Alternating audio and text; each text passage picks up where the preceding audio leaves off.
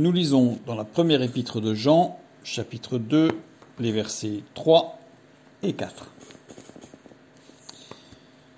Si nous gardons ses commandements, nous savons par cela que nous l'avons connu.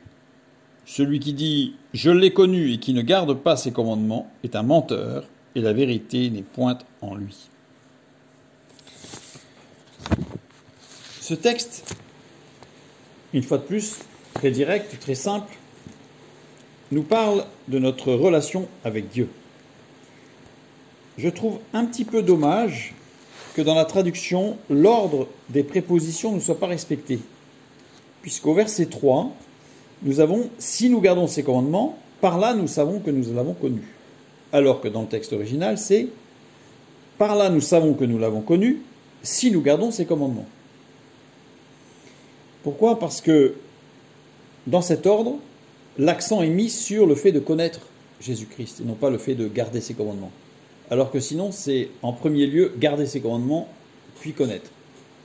Donc je dirais que presque inconsciemment, dans le texte, l'importance est mise sur la connaissance de notre Sauveur. Et cette connaissance, par là nous savons que nous l'avons connu. Le verbe savoir ici, c'est ginosko. Et ginosko veut dire connaître, comprendre au travers d'une relation. C'est-à-dire que ce n'est pas avoir un certain savoir dogmatique, mais on ne peut connaître que dans la relation. Et c'est à chaque fois la même chose. Par là, nous savons ginosko, que nous l'avons connu ginosko, si nous gardons ses commandements. Le verbe garder ici, théréo, veut dire observer dans le sens de veiller à mettre en pratique, œuvrer. Une nuance très importante. Si nous veillons à garder ses commandements. Ça veut dire que dans le texte, ce n'est pas si nous gardons ses commandements. C'est-à-dire que ça sous-entend la possibilité de la chute, la possibilité de l'erreur, sans pour autant que cela soit une preuve que nous ne le connaissons pas. C'est-à-dire que Dieu regarde au cœur. Dieu regarde à notre disposition. Si nous sommes vraiment entièrement attentifs à lui, nous sommes faillibles et nous dévierons. Mais Dieu ne va pas compter le nombre de déviations, le nombre de chutes, mais Dieu regarde à notre cœur.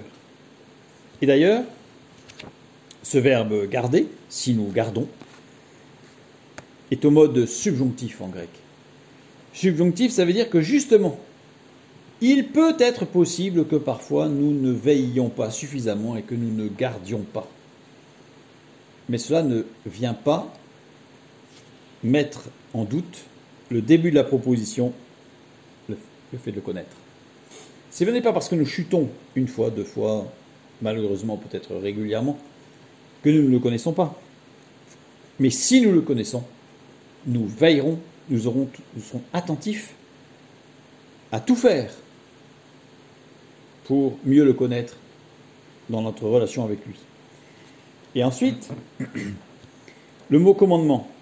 Si nous gardons ces commandements, donc nous avons compris, si nous veillons à mettre en pratique ces commandements. Et le mot commandement, on se serait attendu à ce que ce soit nomos en grec, c'est-à-dire une loi.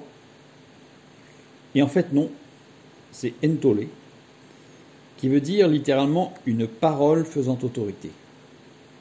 Si nous veillons, au travers de la relation avec lui, à sa parole qui fait autorité dans nos vies. Il ne s'agit pas d'un commandement. Nous ne sommes pas sous une loi qui châtie au moindre écart, à la moindre faute. La loi, c'est ça. Si je sors de la loi, boum, j'ai l'amende, j'ai la punition, j'ai le châtiment. Mais ce n'est pas la loi, ce n'est pas nomos, c'est entolé. C'est-à-dire cette parole qui fait autorité. Et un exemple de cette parole qui fait autorité, qui est employée à maintes reprises dans les textes grecs classiques. Par exemple, nous avons un texte de Ptolémée 6, avec Philométor qui lui écrit, après l'avoir informé qu'il avait exécuté certaines instructions concernant les contrats égyptiens, et il dit, on leur a entolé, on leur a donné l'autorité d'eux. Ce n'est pas une loi. Et ça me fait tout de suite penser au fait que, bien souvent, on voit la parole de Dieu comme des interdictions. Alors que Dieu ne nous dit pas « il est interdit d'eux », il nous dit « voici tout ce que tu peux faire ». En fait, la parole de Dieu est orientée vers le positif. Mais on nous a tellement habitués, et nous-mêmes dans notre fonctionnement, nous sommes tellement habitués à regarder ce qui est interdit, à scruter ce qui est interdit, à étudier ce qui est interdit, qu'on en oublie tout ce qu'il est possible de faire et tout ce qui est au contraire plus qu'autorisé, presque motivant de faire. Donc, cette phrase extrêmement importante, nous le connaissons dans un relationnel intime si nous veillons à garder sa parole comme étant l'autorité sur nos vies. Et là encore, il y a un petit mot important, ses commandements, sa parole. Pas la parole de ceux qui disent parler de sa part. Pas la parole du livre un tel qui est quand même formidable et donc c'est... Non, sa parole à lui. Pas les us et coutumes, pas les traditions, pas ce qu'on m'a dit qu'il fallait dire, qu'on m'a dit que le voisin avait dit qu'il... Non, ce que lui dit dans sa parole. Ensuite, l'apôtre continue. Celui qui dit « Je l'ai connu » Ginosko. Ginosko, d'ailleurs, ici conjugué au parfait, comme c'était dans la première phrase. Par là, nous savons au présent que nous l'avons connu au parfait, c'est-à-dire que nous l'avons rencontré déjà. Celui qui dit « Je l'ai connu » et qui ne garde pas, une fois de plus, tereo, toujours, ses commandements, entolé, est un menteur. Le nom menteur ici, pseustes, littéralement, qui casse la foi. Pourquoi casser la foi? Parce que la foi, nous l'avons déjà vu, est une dynamique relationnelle. Écouter, parler, agir. Et Jésus insiste à maintes reprises sur cette dynamique de foi. Parce que très souvent, il dit, par exemple, j'ai pris Jean 10, le verset 7, mais vous allez entendre que à maintes reprises, Jésus emploie cette expression. Jésus leur dit encore, en vérité, je vous le dis. Puis après, il parle. Il dit quelque chose. Ici, en l'occurrence, je suis la porte des brebis. Si je traduis littéralement, le terme grec, c'est amen, amen, je vous le dis.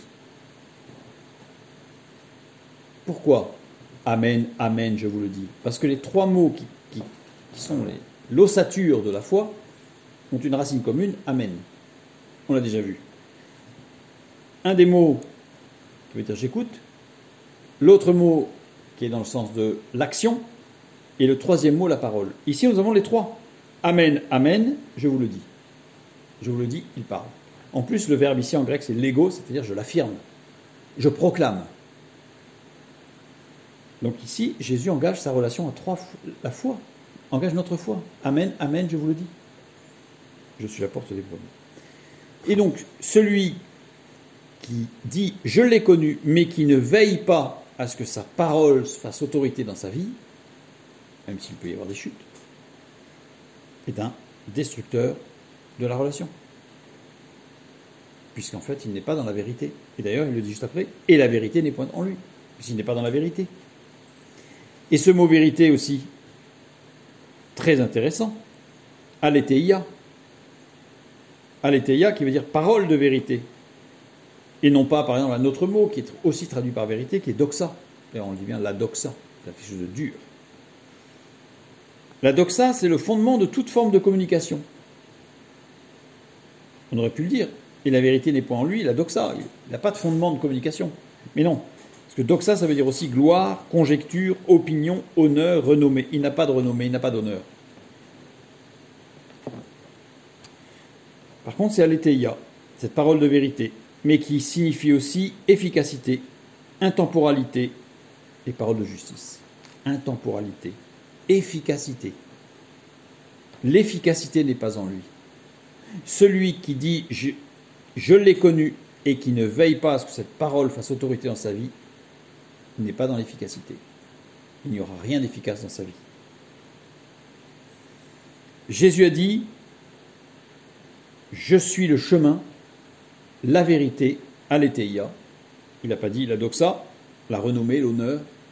Je suis l'efficacité et la vie. Nul ne vient au Père que par moi. Soyons de ceux qui ont connu le Christ et qui gardons ses commandements.